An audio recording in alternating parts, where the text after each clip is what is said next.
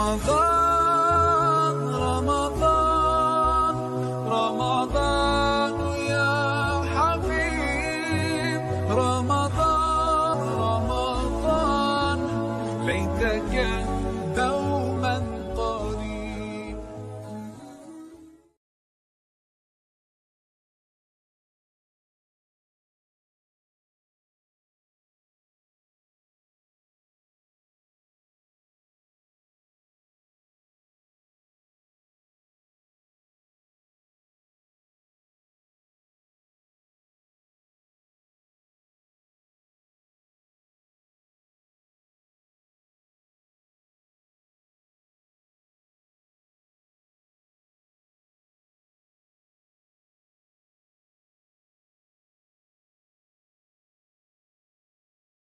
A'udzu bika min ilmin la yanfa'. Ishrah li sadri wa yassir li amri wahlul 'uqdatam min lisani yafqahu qawli, amma ba'd.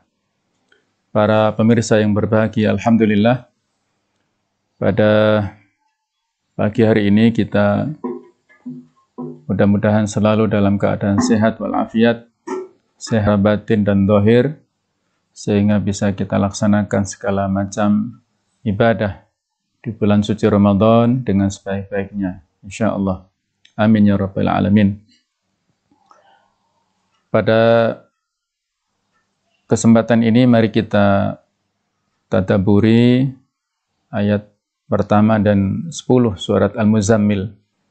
Ada kaitannya dengan masalah Al-Qur'an, karena kita masih belum jauh dari momentum nuzulul Qur'an pada tanggal 17 kemarin.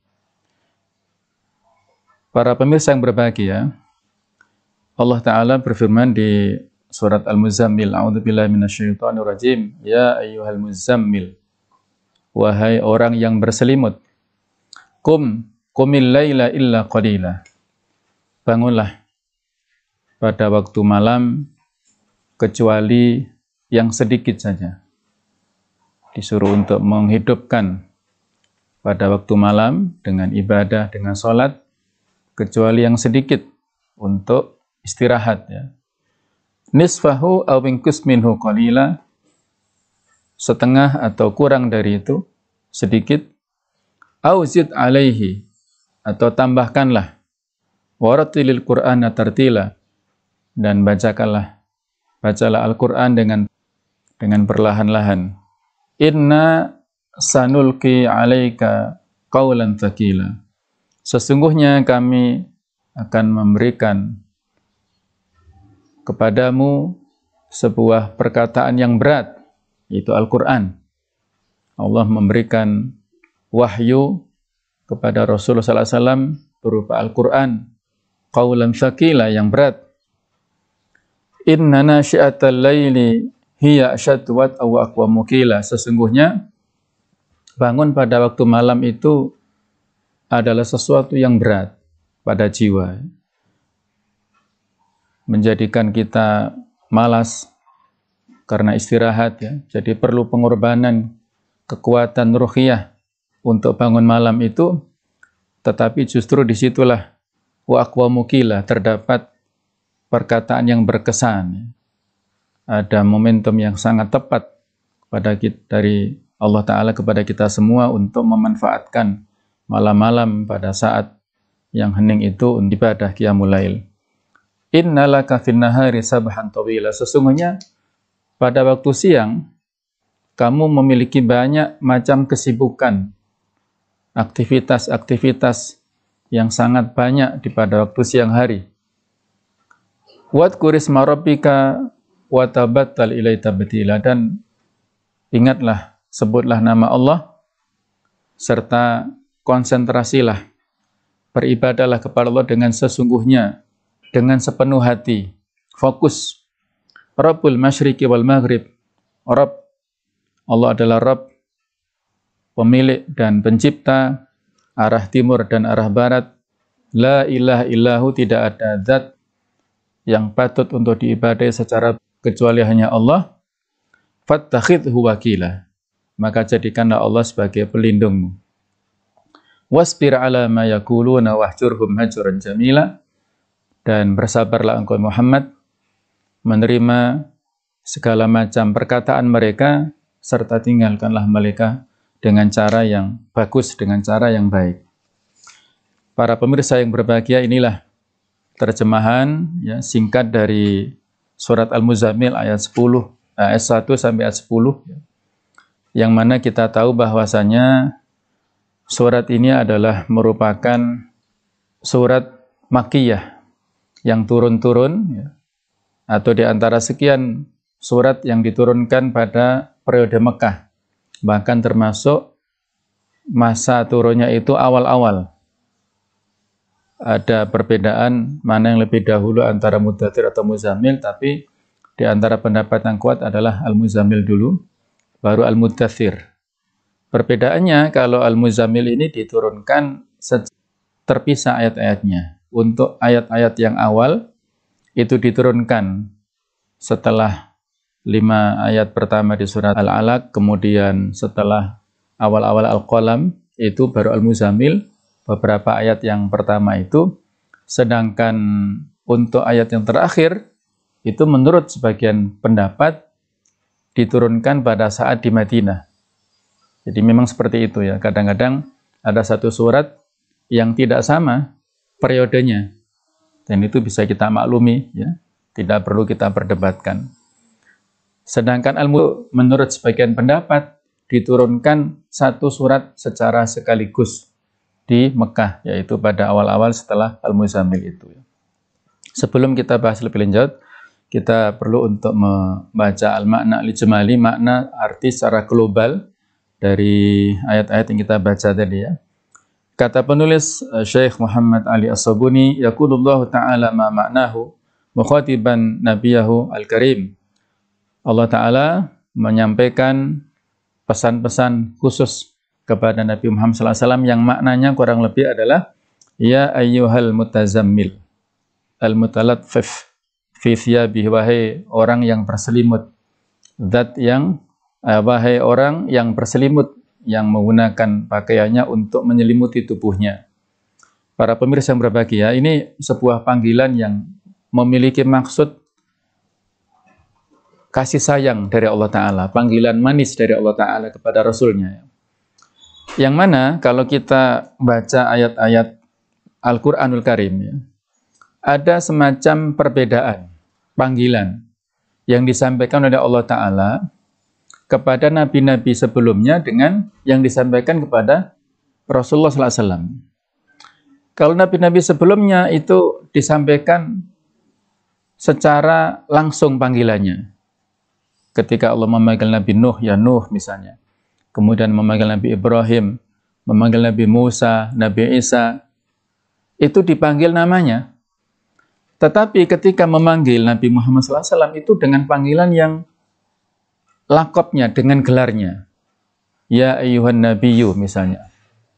Lima tuharrimu ma ahlallahu laka tabtaghi maradhata azwajik. Wahai Nabi, bukan wahai Muhammad, tapi wahai Nabi. Kenapa engkau mengharamkan sesuatu yang dihalalkan oleh Allah? Di awal surat At-Tahrim itu. Ya ayyuhar rasulu misalnya. Nah, termasuk di sini adalah tidak memanggil secara langsung ya Muhammad, tetapi ya ayyuhal muzammil. Ada lagi ya ayyuhal mudaththir. Ada ayat yang dipanggil nama Nabi Muhammad, tapi bukan dalam konteks beliau sebagai orang kedua ya, tapi diceritakan sebagai orang ketiga. Misalnya ya Muhammadur Rasulullah. Misalnya Muhammadur Rasulullah walladzina ma'ahu asyidda'ul kufar ruhama'u bainahum. Jadi itulah bahasa-bahasa dalam Al-Quran yang perlu untuk kita baca, kita pelajari bersama, kita hayati makna yang terkandung di dalamnya yang sangat lembut ya. Dalam ayat ini Allah memanggil panggilan khusus kepada Nabi kita Muhammad SAW, ya ayyuhal muzammil, wahai orang yang berselimut, kum lil amril azim alladhi yantadhiruka. Berdiri kamu, laksanakanlah perintah agung yang telah menunggumu. Alladzi yantadhiruka, yang menunggumu. Kum lil juhdi wan nasabi wal qiti wa ta'ab. Berdirilah kamu untuk melakukan ibadah kesungguhan dalam bentuk qiyamul lail, salat tahajud ini, baik itu setengah malam atau kurang dari itu, fi sholati wa tadarru', dengan melaksanakan salat tadarru', kita mendekatkan diri kepada Allah dengan ibadah, takhasyuk dengan khusyuk, wa tasta'id al-azim fil ajar, dan engkau wa litasta'idza li nafahatina al-qudsiyah, bersiap-siap untuk menerima pesan-pesan khusus dari Allah Ta'ala yang suci, li'annana sanuhi ilaika bi hadzal Qur'anil azim, karena kami akan memberikan wahyu kepadamu berupa Al-Qur'anul azim, as-sakil fil wazn al-azim fil ajr, yang berat pada timbangannya serta agung dalam hal pahalanya. Itu pesan-pesan Allah Ta'ala di awal-awal surat ini ya, kepada Rasulullah SAW untuk bangun sholat qiyamul lail, sholat tahajud, karena dengan sholat tahajud itulah akan menjadi kekuatan ruhiyah kepada beliau menerima pesan-pesan dari Allah Ta'ala berupa Al-Quranul Karim itu. Itu perlu kekuatan ruhiyah dari beliau. Walaka ya Muhammad fin nahari taqalluban tawilan fi muhimmatika. Pada waktu siang kamu, wahai Muhammad, melakukan aktivitas kepentingan-kepentingan, urusan-urusan yang sangat banyak. Faj'al nasyi'atal laili li ibadatika. Maka jadikanlah bangun untuk sholat malam itu untuk beribadah kepada Allah Ta'ala, wadhkuris amin, supaya kamu bisa mendapatkan energi, kekuatan, sumber kekuatan dari qiyamul lail itu. Wanqati' li ibadatihi, dan fokuslah kamu dalam hal beribadah kepada Allah Ta'ala, konsentrasi penuh. Wala tatawajjah li ahadin siwahu, jangan kamu hadapkan wajahmu kepada selain Allah. Fokus, khusyuk, totalitas dalam hal ibadah kepada Allah. Fahuwa nasir wal mu'in, Allah adalah zat yang memberikan pertolongan, yang melakukan perlindungan kepadamu setiap waktu, setiap saat. Wa huwa rabbul izzah, Allah yang memiliki kemuliaan. Dzul jalali wal ikram, memiliki keagungan, kemuliaan. Alladzi la yakhibu minal man iltaja ilaihi, yang tidak akan gagal, tidak akan mendapatkan kegagalan siapapun yang kembali kepada Allah. Faj'alhu wakilan laka fi jami'il umur, jadikan Allah sebagai pelindungmu dalam segala macam urusan. Allah sebagai wakil kita, pelindung kita, yang mengawasi kita. Wasbir ya Muhammad ala takribi qaumika laka, bersabarlah wahai Muhammad menghadapi berbagai macam perkataan yang buruk dari umatmu. Ada yang mengatakan engkau adalah orang gila, majnun, ada yang mengatakan sahir, tukang sihir, ada yang mengatakan syair, tukang syair, yaitu puitis atau tukang sastra. Banyak sekali perkataan-perkataan buruk dari kaum Quraisy, tapi bersabarlah. Wa an sududihim wa iradihim an da'watika, bersabarlah menghadapi perlawanan mereka, ya, tidak menerima dakwahmu, mereka berpaling dari dakwahmu. Wala tata'arad lahum wala tuqabilhum bimithli isaatihim, jangan balas keburukan yang mereka lakukan dengan keburukan yang lain, tapi harus dihadapi dengan kesabaran. Wahjurhum bil husna, tinggalkanlah mereka itu dengan cara yang baik. Hatta yaj'alallahu laka min amrika farajan wa makhrajan, sehingga Allah nantinya akan memberikan solusi, memberikan terapi, memberikan jalan keluar yang terbaik. Binasri alaihim wa nasrullah qarib, dengan memberikan pertolongan kepada mereka, dan pertolongan Allah itulah dekat, ya. Sangat dekat pertolongan Allah Ta'ala sebagaimana yang telah diberikan kepada umat-umat yang sebelum kita, ya. Dalam Al-Quran banyak sekali cerita tentang umat masa lalu, bagaimana ujian yang mereka dapatkan, kesabaran yang dilakukan oleh para rasul nabi terdahulu bersama umatnya menghadapi berbagai macam tantangan rintangan dari musuh-musuh dakwah, dan kekejaman yang luar biasa yang mereka lakukan, ya. Misalnya yang dilakukan oleh Ashabul Ukhdud, yaitu orang-orang yang menggali parit. Mereka memaksakan kehendak untuk menjadikan seorang ghulam, ya, seorang anak kecil itu kafir dan mau tunduk menuhankan si raja, tapi anak kecil ini tidak mau, sehingga dia direkayasa sedemikian rupa, dilakukan pembunuhan tapi tidak bisa. Akhirnya dia memberikan saran, kalau engkau ingin membunuhku, hendaklah kamu kumpulkan semua rakyatmu. Anda kumpulkan semua rakyat di lapangan dan ikatlah aku dan ambillah satu anak panah dari yang aku punya, terus nanti lemparkan. Tapi sebelum melemparkan anak panah, mengatakan Bismillahi Rabbil Ghulam, dengan nama Allah, Rabb pencipta daripada si anak kecil ini. Akhirnya itu dilakukan oleh si raja, ya. Dikumpulkan semua rakyatnya dan dilemparkan anak panah. Tapi kalimat yang disampaikan oleh si tukang panah itu, tentaranya raja ini, didengar oleh seluruh rakyat. Bismillahi Rabbil Ghulam, maka tepat pada pelipis sebelah kiri anak ini meninggal dunia. Setelah meninggal itulah masyarakat mengatakan amanna bi Rabbil Ghulam, amanna bi Rabbil Ghulam, kami mengimani Rabb si anak kecil ini. Rajanya marah. Dia marah karena rakyatnya yang harusnya mengimani atau menuhankan dia, mereka malah mengimani Tuhannya si anak kecil ini. Maka raja membuat perintah kepada anak buahnya supaya ada parit yang sangat besar, dikasih bahan bakar yang menyala-nyala apinya. Siapapun dari rakyat yang tidak mau murtad kembali kepada agama raja, maka dilemparkan ke api itu. Tapi semuanya iman terus, ya. Mereka tidak mau menerima paksaan daripada raja. Ke belakang, aku nggak melihat siapapun.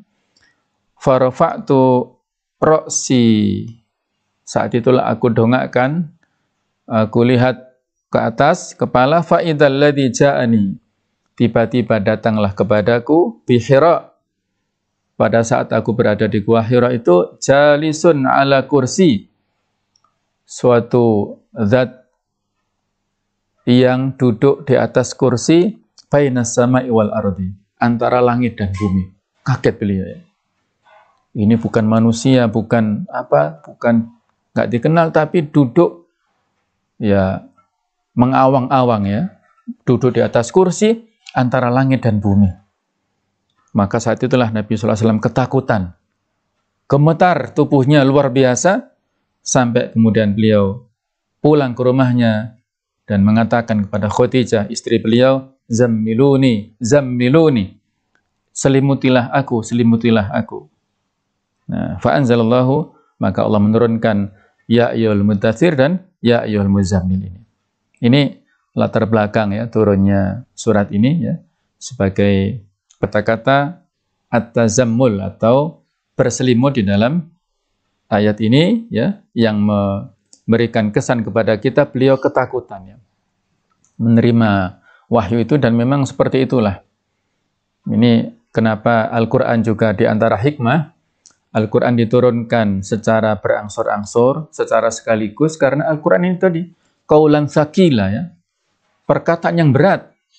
Setiap kali wahyu turun, beliau keringat dingin dan gemetar luar biasa.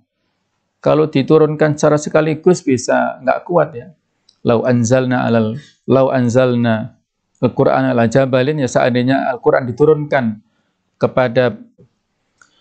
Kemudian poin yang ketiga, Allah Ta'ala menyebutkan di dalam dalam ayat-ayat ini, surat Al-Muzammil, ya, ayat yang pertama, salah satu asya dalam Al-Quran, ya, ini dibandingkan dengan ayat yang lainnya, Allah menyebutkan ada 3 hal yang disifati dengan kata-kata Al-Jamil, yang itu diperintahkan kepada Nabi Muhammad SAW, yaitu fasbir sabran jamilah, bersabarlah engkau dengan kesabaran yang indah, kesabaran yang bagus. Kemudian wahjurhum hajaran jamila, tinggalkanlah mereka dengan cara yang bagus. Kemudian yang ayat yang lain disebutkan fasfah as-safhal jamil, lah maaf dengan cara yang baik. Fasabrul jamil as-sabrul ladzi la syakwa ma'ahu. Kesabaran itu adalah kesabaran yang tidak ada pengaduan, ya, tidak ada mengeluh sama sekali di dalamnya. Wal hajrul jamil al-hajrul ladzi la udhiyata ma'ahu. Meninggalkan dengan cara yang indah adalah meninggalkan dengan cara tidak ada unsur-unsur yang menyakiti, ya, dengan cara yang berdamai. Wasaful jamil as-saful ladzi la itaba ma'ahu.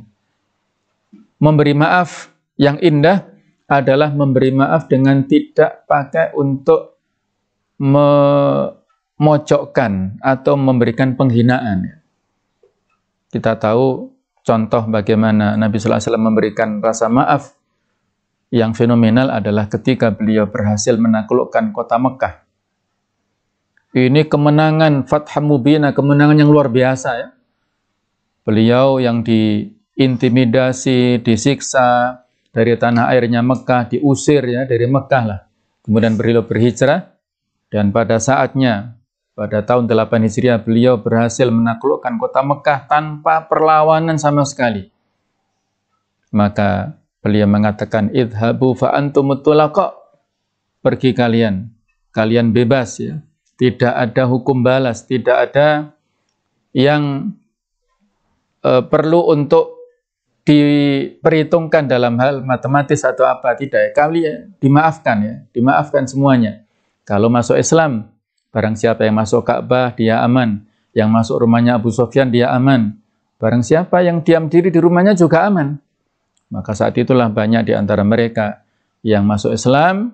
Idza jaa nasrullahi wal fath wa ra'aitan nasa yadkhuluna fi dinillahi afwaja. Berbondong-bondong mereka masuk Islam. Yang sebelumnya mereka memusuhi, akhirnya masuk Islam. Dengan cara yang damai seperti itu, hanya sebagian kecil saja yang tidak mau masuk Islam. Mereka menyingkir dari Mekah dan akhirnya terjadi perang Hunain saat itu, ya. Itu setelah Fathu Mekah. Kemudian poin yang ketiga adalah dalam sebuah hadis yang sahih dikatakan Nabi sallallahu alaihi wasallam kana yaqumul lail. Beliau bertahajud, melakukan sholat malam, bangun malam untuk sholat hatta tafattarat qadamahu, sampai bengkak kedua kaki beliau. Faqalat lahu sayyidah Aisyah, maka Aisyah bertanya, memberikan komentar kepada Rasulullah sallallahu alaihi wasallam, ataf'alu hadza bi nafsika, wahai Rasulullah, kamu melakukan hal ini, Anda melakukan seperti ini, wa qad ghafarallahu laka, padahal Allah sudah memberikan ampunan kepada Anda, ma taqaddama min dzambika wa ma ta'akhkhar, apa yang dosa-dosa yang sudah lewat dan yang akan datang sudah ada jaminan. Kenapa Anda melakukan ini, Rasulullah? Maka beliau mengatakan, afala akunu abdan syakura, tidaklah aku ingin menjadi hamba Allah yang bersyukur, wahai Aisyah. Jadi sholat beliau yang demikian khusyuknya, demikian seriusnya, itulah sebagai perwujudan rasa syukur kepada Allah Ta'ala atas segala macam nikmat yang diberikan Allah kepadanya. Ekspresinya adalah dengan cara untuk melakukan ibadah secara totalitas itu.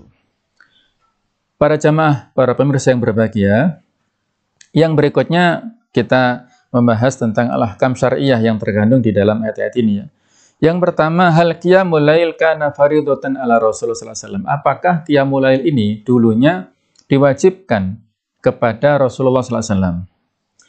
Secara zahir yang kita baca dari ayat ini, qumil laila illa qalila, berdirilah pada waktu malam kecuali sedikit, memiliki maksud anna tahajjud kana faridatan alaihi. Bahwasanya tahajud ini diwajibkan kepada beliau. Wa anna fardiyatahu kanat khassatan bihi. Dan kewajiban itu adalah khusus untuk beliau. Wa mimma yadullu alaihi, dan yang menguatkan perintah wajib kepada beliau salat tahajud ini adalah di surat Al-Isra, ya. Wa minal laili fatahajjad bihi nafilatan lak.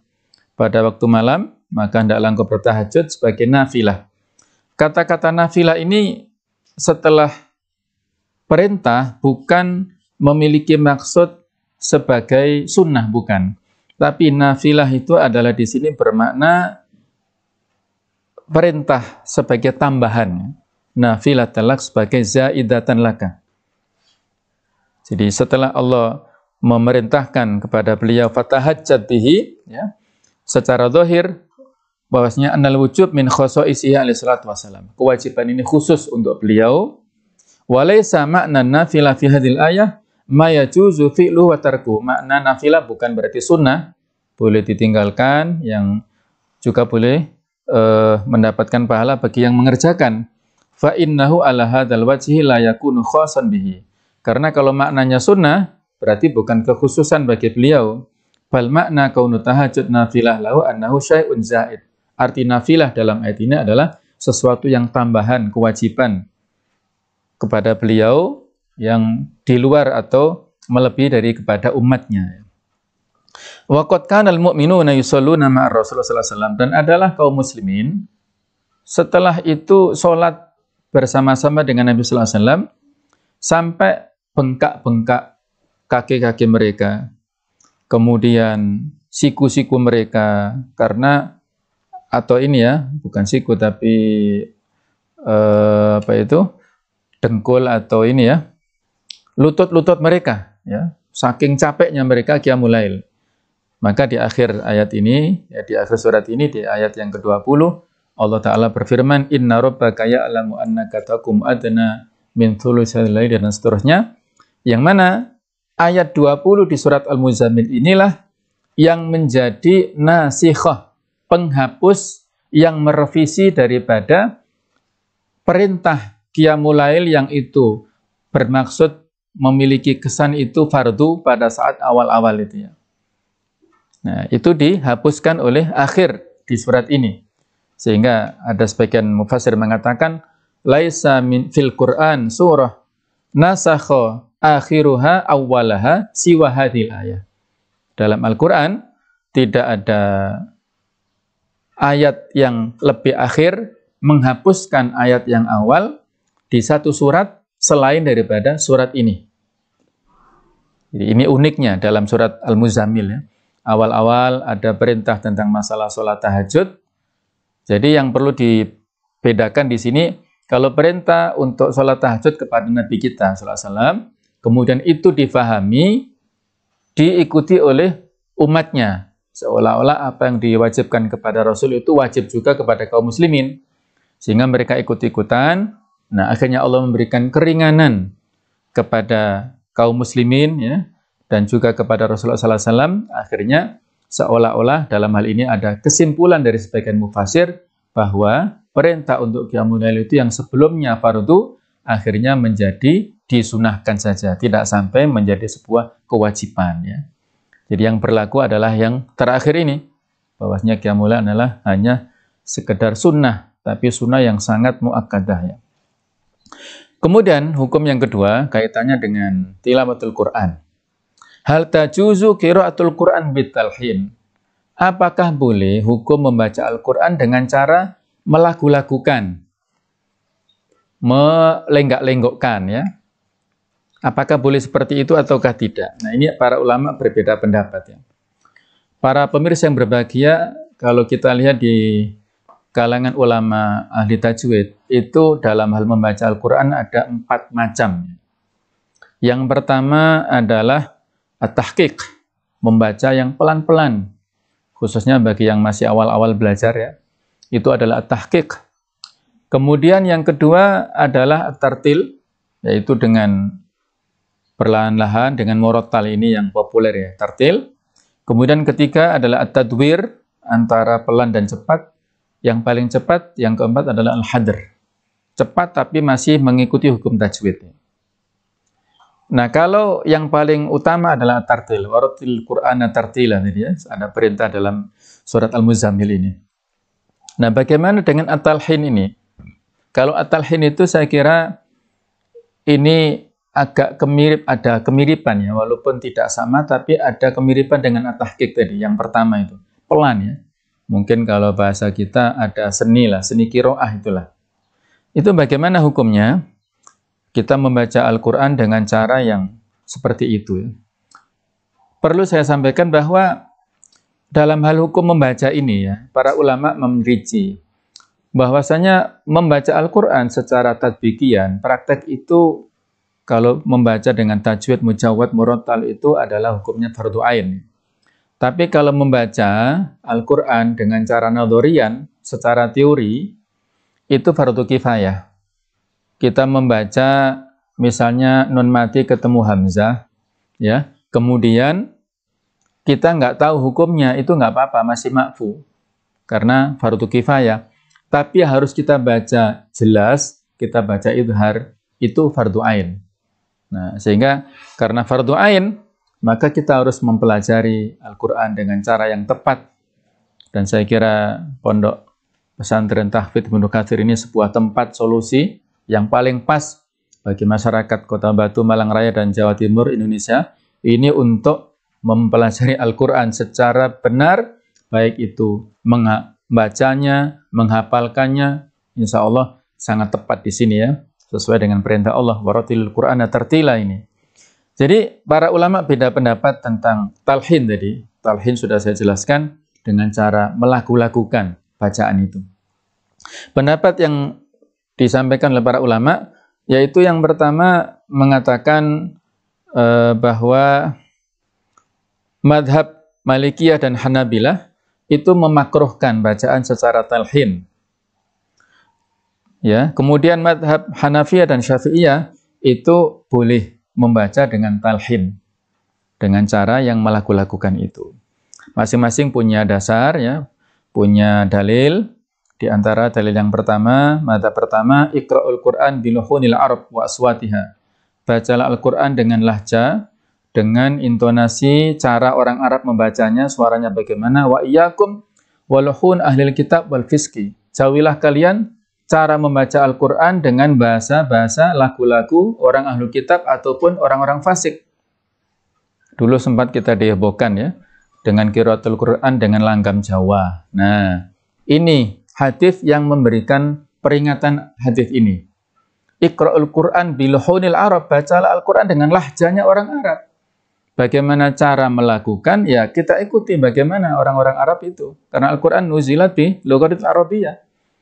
Kalau diadopsi dengan langgam-langgam Jawa, langgam Madura, atau langgam mana, nanti tidak pas, matnya tidak pas, ikhfa'nya tidak pas, ya, idghamnya tidak pas, ya, ada pemaksaan, ya, takalluf di situ, ya, ada unsur takalluf melebihi batas yang itu menjadi tidak boleh. Ya. Jadi kalau Al-Quran dibaca dengan nufulun Arab, kemudian tadi ada talhin, ya, melaku-lakukan, ini dikhawatirkan menyimpang, gitu ya. Nah, jadi itu. Kemudian ada lagi dalil-dalil yang lain, tapi saya kira itu cukup. Kemudian dalil yang membolehkan itu adalah dalil diantaranya banyak. Diantaranya adalah pernah satu saat Rasulullah SAW mendengarkan, ya, bacaan dari Abu Musa al-Asy'ari pada satu malam dengan bacaan yang sangat merdu. Maka Nabi mengatakan, laqad u'tita mizmaron min mazamiri ali Daud. Wahai Abu Musa al-Asy'ari, kamu telah diberikan keindahan suara seperti suara serulingnya keluarga Nabi Daud. Nah, itu pujian untuk Abu Musa al-Asy'ari, ya. Para sahabat yang lain juga banyak seperti itu. Ibnu Mas'ud itu adalah seorang qari juga yang kalau membaca Al-Quran itu malaikat sampai turun mendengarkan khusus, ya. Jadi ada angin yang bertiup sangat kencang, itu malaikat turun untuk mendengarkan bacaannya Abdullah bin Mas'ud. Nah, itulah, ya, yang menunjukkan bolehnya mutaghanni bil Quran. Yang di dalam tulisan akhir ini Syekh As-Sabuni memberikan kesimpulan, ya, bahwa perbedaan di antara dua pendapat yang mengatakan makruh dan mengatakan boleh itu bukan pendapat yang substansi, ya, tapi hanya perbedaan syakli yang itu simbolis saja. Intinya, ya, bahwasanya selama kita membaca itu tidak ada unsur takalluf yang berlebihan, selama kita memenuhi hak-hak sesuai dengan hukum-hukum tajwid, makharijul hurufnya kita penuhi, sifat-sifat hurufnya kita penuhi, maka selama itu tidak ada masalah, ya. Jadi yang penting dijaga tajwidnya, hukum-hukumnya, itu insya Allah semuanya adalah boleh. Selama kita bermaksud untuk ta'zim dengan Al-Quran, ya, kita interaksi dengan Al-Quran dalam bentuk seperti ini, silahkan. Apalagi kita bulan Ramadan, ya. Kita misalnya untuk supaya bisa banyak khatam, kita baca Al-Hadr, nggak apa-apa, ya, asalkan terpenuhi tajwidnya, ya. Kita baca agak cepat, karena para ulama dulu interaksi mereka dengan Al-Quran di Ramadan ini sangat luar biasa. Imam Malik bin Anas itu kalau sebelum Ramadan punya halaqah hadis, punya halaqah tafsir macam-macam, ketika sudah masuk Ramadan fokus berinteraksi dengan mushaf Al-Quran dengan cara membacanya dengan mushaf. Tinggalkan semuanya, taklimnya ditinggalkan semua. Imam Sufyan Ats-Tsauri itu ketika sudah masuk Ramadan, interaksi dengan orang-orang sudah nggak ada lagi. Fokus dengan orang-orang sudah tinggalkan, fokus dengan Al-Quran. Imam Syafi'i kita tahu beliau luar biasa. Kalau sebelum Ramadan, hatamnya selama 1 bulan itu 30 kali. Bayangkan ya, berarti 1 hari itu hatam. 30 juz, 1 hari itu hatam kalau di Ramadan. Kalau di dalam bulan Ramadan, hatamnya itu sampai 60 kali. Siang hari sampai subuh sampai maghrib itu 1 kali hatam. Maghrib sampai subuh itu 1 kali hatam. Sehingga sebulan itu 60 kali. Coba kita bayangkan. Itu nggak nutut kita mikirnya ya. Karomahnya seperti itu. Imam Bukhari itu pada saat Ramadan, kalau siang itu 1 kali hatam, kalau malam itu 3 malam itu hatam. Kalau kita berpikir kok seperti itu ya? Kok tidak seperti hadis yang mengatakan maksimal kita 3 hari saja ya, maksudnya nggak boleh kurang dari itu. Ibnu Rajab Al-Hambali menjawab bahasanya hadis itu adalah khusus, maksudnya secara umum ya, di luar Ramadan. Tapi kalau ada waktu mustajab, waktu yang utama seperti Ramadan, ini waktu yang khusus. Sehingga perlakuannya juga perlakuan khusus kepada ayat-ayat Al-Quran. Saya kira itu mudah-mudahan Allah Ta'ala memberikan semangat kepada kita semuanya untuk menyelesaikan tilawah Al-Quran dengan sebaik-baiknya, sebanyak-banyaknya. Kita kejar selama 12 hari tersisa ini. Semaksimal mungkin. Bagi yang sudah hatam sekali, jangan puas. 2 kali jangan puas. 3 kali hatam jangan puas terus. Apalagi 10 hari di akhir bulan Ramadan ini waktu-waktu yang sangat istimewa. Kita tidak bisa menjamin tahun depan mungkin kita nggak jumpa dengan Ramadan lagi ya. Ini mungkin Ramadan terakhir kita. Maka manfaatkanlah hari-hari ini, waktu Ramadan, detiknya, menitnya, jamnya, hari-harinya ini sangat berharga, sangat mulia. Maka harus kita manfaatkan dengan sebaik-baiknya, yaitu dengan cara interaksi terhadap Al-Quranul Karim. Allah a'lam bishawab, mudah-mudahan ada manfaatnya, dan mudah-mudahan semua kita diberikan hidayah akrab dengan Al-Quran, ya, kita mendapatkan rahmat barokah dari Al-Quranul Karim. Barakallahu fikum jami'an. Ya. Ada pertanyaan, Ustaz. Yang pertama, di surat Al-Muzammil ini ada perintah Allah agar kita membaca Al-Quran dengan tartil. Ya. Pertanyaannya, apa yang dimaksud dengan tartil? Kemudian apa bedanya dengan kata tilawah dan qiraah dalam ayat yang lain? Oh iya. Jadi kalau tilawah ya, itu adalah sama dengan qiraah sebenarnya. Kalau qiraah itu membaca. Biasanya membaca apapun itu qiraah. Qiraah itu secara umum ya, membaca buku, membaca kitab, membaca Al-Quran juga disebut qiraah. Tilawah itu juga sebenarnya sama, tetapi penggunaan tilawah ini lebih khusus kepada bacaan Al-Quran, tilawatul Quran. Jadi itu penggunaannya. Sedangkan tartil itu adalah jenisnya, yaitu jenis kadar lambat dan cepatnya dalam hal membaca tilawahnya itu adalah dengan tartil tadi sudah kita sebutkan, adalah tahqiq, ada tartil, ada tadwir, ada al-hadr tadi ya. Jadi tartil ini poin yang kedua. Artinya apa? Kita membaca Al-Quranul Karim dengan cara yang pelan dan bertajwid murattal, ya, sesuai dengan hukum-hukum tajwid kita penuhi, ya, sebagaimana bacaan-bacaan para a'immah, ya, Imam Masjid Nabawi, Masjidil Haram yang ada di kaset-kaset itu kita sebutkan murattal ya. Murattal itu berarti bacaan yang dibaca dengan cara yang tartil. Ya seperti itu contohnya. Murattal ya, murattal itu bacaan Al-Quran secara tartil yang dibaca oleh para a'immah. Karena kalau dibaca yang lebih lambat, itu ya seperti qiraah itu lebih lambat ya. Mungkin itu tadi sudah kita sebutkan, disebut talhin, atau mungkin Kalau dalam tingkatan tilawah tadi disebut tahqiq ya, bisa jadi. Kalau bacaan yang di bawahnya yaitu tadwir, tadi mungkin kalau misalnya dipercepat. Nah, dipercepat itu tadwir, kemudian yang paling cepat itu al-hadr. Tapi semuanya itu masih ada tidak menyimpang dari kaidah tajwid ya. Yang paling bagus adalah tartil, bacaan dengan cara yang lambat, dengan cara penuh penghayatan, dengan cara tadabbur, kemudian dengan memenuhi hak-hak hurufnya, makhrijul huruf juga kita penuhi. Allahu a'lam bishawab. Ada lagi? Yang kedua, kalau kita mendalami surat Al-Muzammil ini, Rasulullah SAW mendapatkan bekal spiritual yang sangat luar biasa, di antaranya sholat, tahajud, dan baca Quran. Sehingga terbukti Rasulullah mampu bertahan berdakwah menghadapi masyarakat Quraisy di Mekah selama 13 tahun. Pertanyaan Ustaz, bagaimana cara kita punya kemampuan berdakwah kepada orang terdekat yang terkadang sangat sulit kita lakukan ya, dibandingkan dengan kepada orang lain? Baik, terima kasih ya. Ini yang juga dialami oleh Rasulullah SAW ya.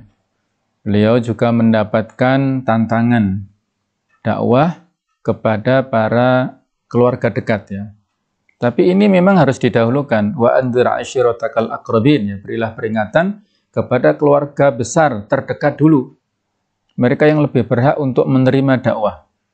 Ketika Rasulullah SAW mendapatkan perintah untuk berdakwah secara jahriyah seperti itu kan, terang-terangan, akhirnya beliau kan akan mengumpulkan keluarga besar Quraisy dan Bani Hashim ya.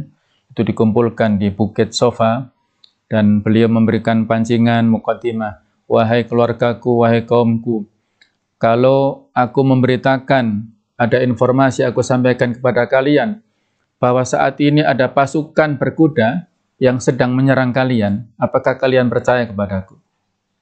Maka beliau diberikan jawaban oleh orang-orang Quraisy ya, mereka keluarga besar beliau, kami percaya wahai Muhammad, engkau adalah al-amin, tidak pernah berdusta. Kalau kamu memberikan informasi itu berarti benar adanya. Nah, sudah kena ya muqaddimah dari beliau, mereka mempercayai itu. Kemudian baru beliau mengatakan, wahai kaumku, aku beritakan kepada kalian annahu la ilaha illallah.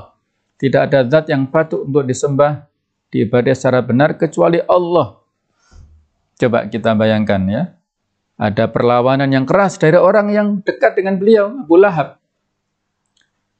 Tabbat yada abi lahabi watab. Ya, jadi beliau, Abu Lahab ini mengatakan, tabban laka ya Muhammad, alihada jama'tana. Celaka wahai Muhammad, apakah karena misi ini engkau kumpulkan kami di sini? Kita nggak ada manfaatnya, kamu kumpulkan hanya untuk mendapatkan dakwah la ilaha illallah itu. Maka sebagai jawaban pernyataan Abu Lahab, itu dikatakan oleh Allah Ta'ala, diturunkan surat Al-Lahab. Tabbat yada abi lahabi watab. Itu keluarga dekat beliau. Jadi Abu Lahab itu masih pamannya. Kalau Abu Jahal beda lagi ya. Jadi ini menunjukkan bahwasanya perlawanan, pertentangan dari orang-orang terdekat dari beliau itu sangat kuat ya. Bisa jadi kita temukan yang seperti itu ya. Sehingga kita harus bersabar dalam menghadapi berbagai macam tantangan, dari berbagai macam rintangan dari orang-orang terdekat dengan kita. Ya. Mereka lah orang yang berhak untuk menerima dakwah kita. Tapi belum tentu menerima. Abu Thalib juga nggak menerima ya, tapi nggak melakukan perlawanan. Maka karena itu cara yang bisa kita lakukan adalah dengan mengambil hatinya dulu ya. Kita menarik simpati keluarga kita dulu.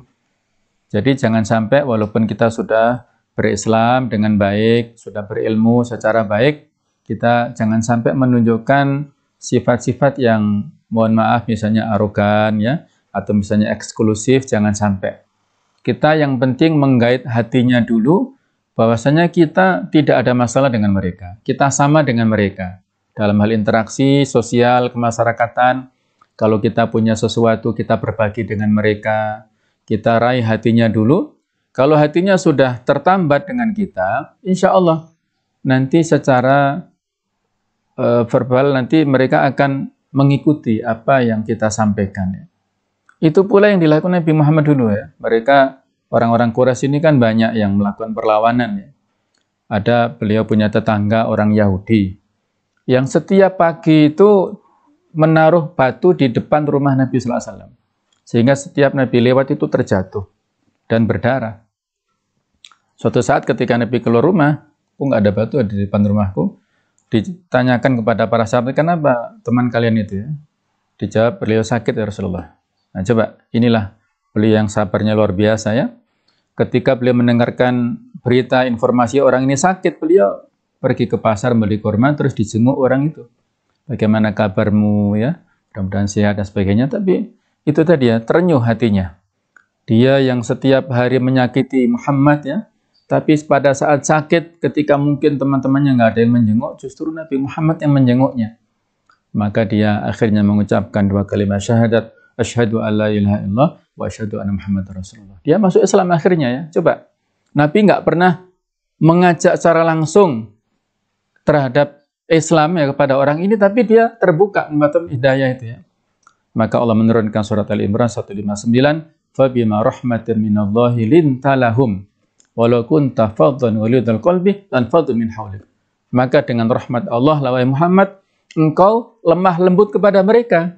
Kalau engkau keras hati, kasar perlakuannya kepada mereka, mereka lari dari dakwahmu. Fa'fu anhum wastaghfir lahum wasyabirhum fil amr fa idza azamta fatawakkal 'ala Allah innallaha yuhibbul mutawakkilin. Bisa kita baca tadabbur ayat itu yang sangat bagus maknanya.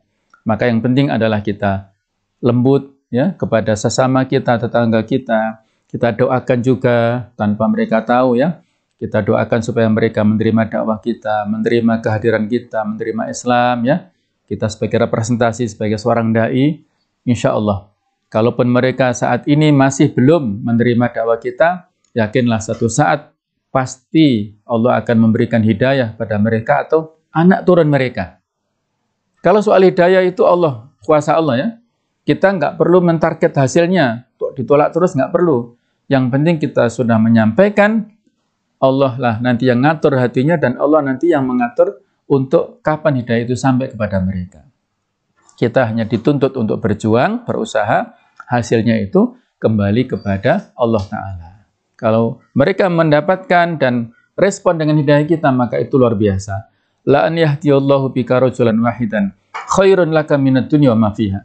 Seandainya Allah memberikan petunjuk kepada seseorang dengan perantaraanmu, maka itu lebih baik daripada dunia dengan segala macam isinya. Maka kita harus berusaha semaksimal mungkin untuk mendakwahkan kepada orang lain. Saya kira itu mudah-mudahan ada manfaatnya. Kurang lebihnya, mohon maaf yang seikhlas-ikhlasnya. Mudah-mudahan semua kita barokah apa yang kita dapatkan ya. Kita barokah umur kita, waktu kita, ilmu kita semuanya. Subhanallah, asyhadu alla ilaha illa anta, astaghfiruka wa atubu ilaik. Wassalamualaikum warahmatullahi wabarakatuh.